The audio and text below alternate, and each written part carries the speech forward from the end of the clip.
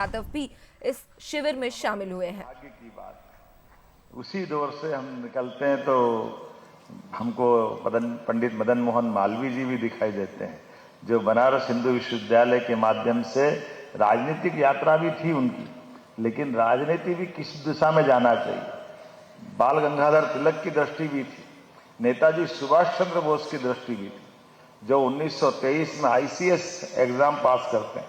क्योंकि जब युवाओं की बात कर रहे हैं तो युवाओं को जोड़ करके उस दौर के युवाओं के साथ गुरुजी ने भी युवावस्था में स्वप्न देखा होगा और इस धारा को चलने के लिए एक संकल्प मन में लिया।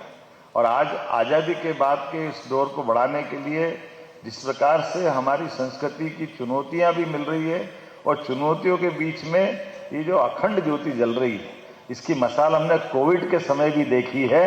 यशस्वी प्रधानमंत्री के माध्यम से ये केवल जियो और जीने दो का भाव बोलने का वाक्य नहीं हो सकता है, इसको चरितार्थ करके विश्व के सामने भारत ने दिखाया है। और नमस्कार का क्या आनंद होता है ये भी दुनिया ने महसूस किया है, ये हमारी अपनी आंखों के सामने हुआ। ऐसी कई सारी चीजें मैं बता सकता हूं, बोल सकता हूं, आपके बीच में व्यक्त कर सकता हूं, लेकिन आप 3 दिन के चिंतन शिविर में इन सारी बातों का विचार निश्चित रूप से करेंगे।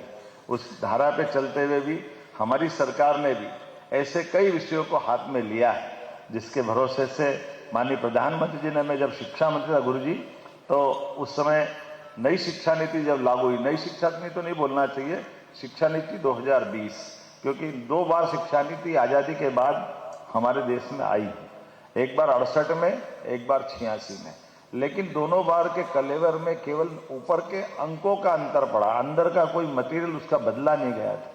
ये दुर्भाग्य देश का। लेकिन पहली बार यशस्वी प्रधानमंत्री के नेतृत्व में जब शिक्षा नीति आई तो शिक्षा नीति में वो हर चीज समाहित करने का प्रयास किया, जिससे हमारी सांस्कृतिक विरासत पे हम गर्व कर सके, हमको एहसास हो कि हाँ, हम सनातन संस्कृति के संवाहक हैं। वो सारे उदाहरण, जिन उदाहरणों को पहले चिमटे से पकड़ने में भी डर लगता था, उसको बिंदास रूप से हमने पाठ्यक्रम का हिस्सा बना करके दुनिया के सामने लाने का प्रयास किया। कैसे कोई भूल सकता है कि अगर मित्रता का उदाहरण देना है तो भगवान कृष्ण और सुदामा की दोस्ती क्यों नहीं बताना चाहिए, इसमें क्या परेशानी है। लेकिन जैसे ही भगवान कृष्ण की बात करते हैं, तथाकथित लोग हमको पता नहीं क्या क्या कहते थे।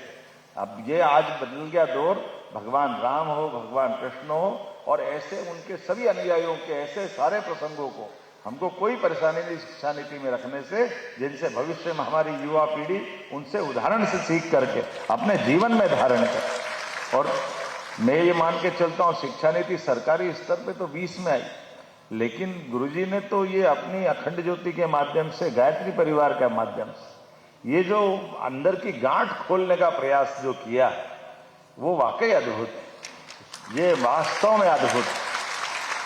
विवाह के भंवर पढ़ते हुए मंत्र पढ़ रहे हैं, लेकिन मंत्र का अर्थ न तो सुनने वाले को, न बोलने वाले को, न जिनकी शादी हो रही उनको बड़ा आश्चर्य लगता। शादी तो हमारी हुई गुरुजी, बड़ा दुर्भाग्य कि आज तक याद नहीं कि बोला क्या था न क्या हुआ।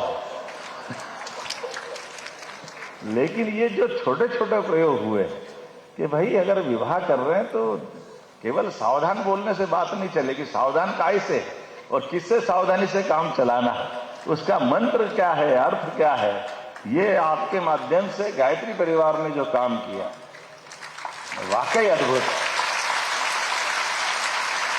इसी की तो आवश्यकता है जिससे हम बात कर रहे हैं। और आनंद तो तब आ रहा है कि कई वाक्य बोलने के लिए होते, सामाजिक विषमता के खिलाफ संघर्ष करेंगे, लड़ाई लड़ेंगे, जातिगत विभिन्नता को मानना नहीं चाहिए, इस पे बोलने के लिए बोलते। और दोहरा चरित्र कैसा हो जाता है, ये बोलते हुए व्यक्तिगत विषय आएगा तो हम कौन सी जाति के इस अहंकार में मरे जाते हैं, उससे बाहर ही नहीं आते। जब उससे आप बाहर नहीं आओगे तो बाकी बात क्या बनेगी।